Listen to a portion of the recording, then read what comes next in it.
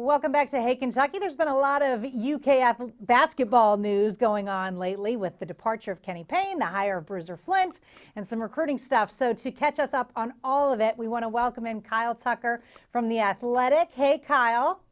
Hey, how are you? I'm good. First of all, congrats on the move. You're in Nashville now. You're also covering the Titans. So you're splitting Yeah. beats, but you're still working on Kentucky.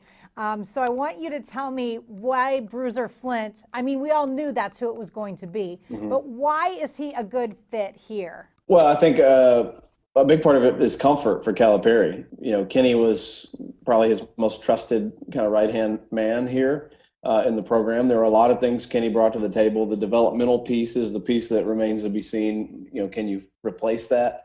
But the comfort and the trust level, I think is a big part of it. And he's the guy who kind of got it all started with Calipari at UMass on that staff and recruited a lot of those guys. Some of the lesser known guys on that team that were huge pieces of it. And so they go back. I mean, they consider each other like brothers. I wrote a story, I don't know, a few years ago now, and it's kind of relevant today with the social justice movement that's happening right now.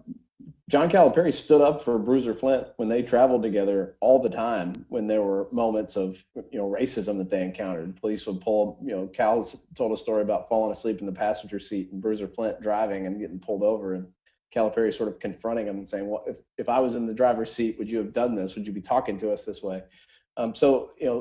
They are very close. They're kind of like brothers. And I think it was a no doubter if you were going to lose a guy like Kenny Payne for Cal to bring in a guy that he trusts like Bruiser Flint.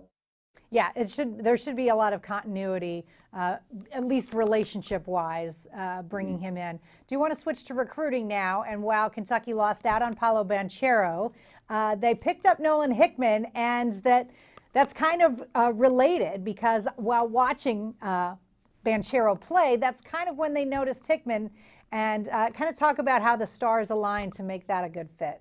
Yeah, it's interesting. It's rare with Kentucky basketball, really any high-level recruiting now, but especially with Kentucky basketball and all the scrutiny and all the way that any kid that gets a Kentucky offer wants to rush to tweet it out and let the world know that this kid flew totally under the radar. He got the offer 3 weeks ago officially, kept it under his hat, just kind of came out of nowhere. He committed and everybody goes, who?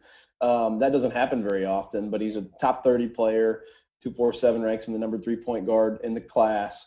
I've talked to a bunch of people, both around the Kentucky program and around just basketball scouting nationally, who believe that he could end up being the best point guard prospect in the class. And if they'd had a spring and summer AAU season, that he would have maybe risen to that level because he was on the rise. And late in his high school season, as you mentioned, he was AAU teammates with Paolo Banchero in Seattle, but also played against him in high school. And in their matchup with Calipari and Tony Barbee front and center, he scored 36 points, caught their eye.